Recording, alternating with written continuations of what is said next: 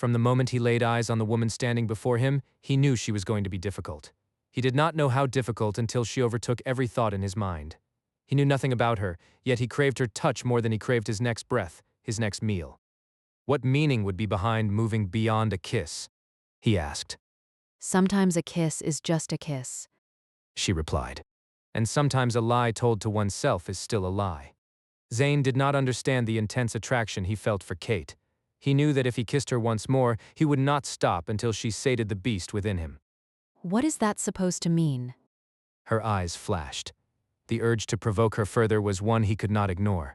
You think I cannot smell the desire that emanates from your skin? When you stroked the fur upon my back, it was me you stroked. My skin burned with each touch. You wouldn't stop at a kiss any more than I would, Zane said.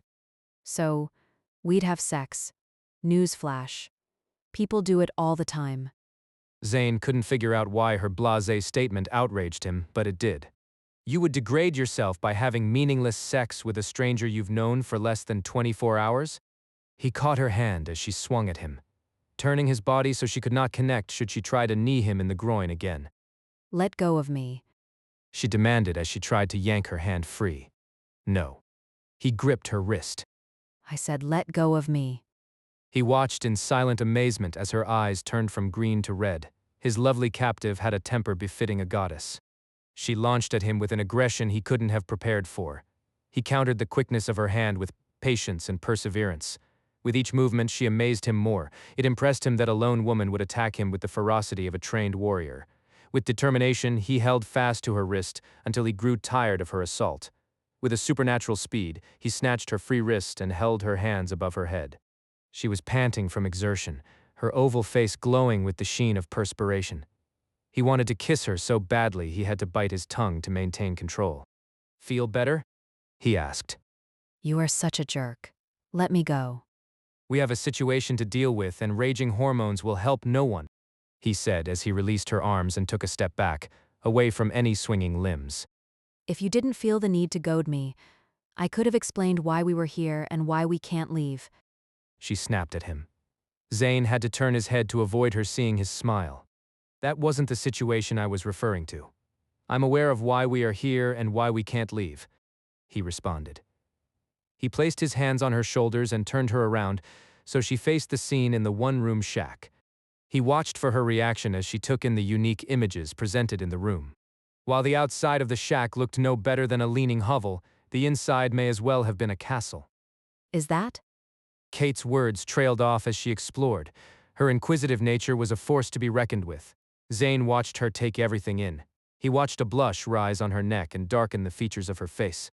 Whoa, it's wall porn. She exclaimed. What is wall porn? He asked, though he had a feeling he knew what the response was going to be. Each wall depicted a scene of an amorous couple in various stages of intimacy. Porn is the answer to many prayers for self-gratification. Oh, no way. She explored every table's surface, touching the items upon them, occasionally lifting one up to show it to him. There were sex toys of all shapes and colors. She couldn't walk past one without turning it on.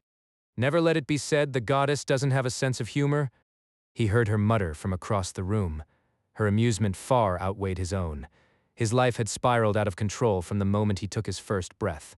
So, it begs the question, am I your gift, or are you mine? Her question took him by surprise. He had suspicions about what kind of magic wielder Kate was, but he opted to keep them to himself. You think this is some sort of deity matchmaking? He asked. That thought hadn't occurred to him. It fits.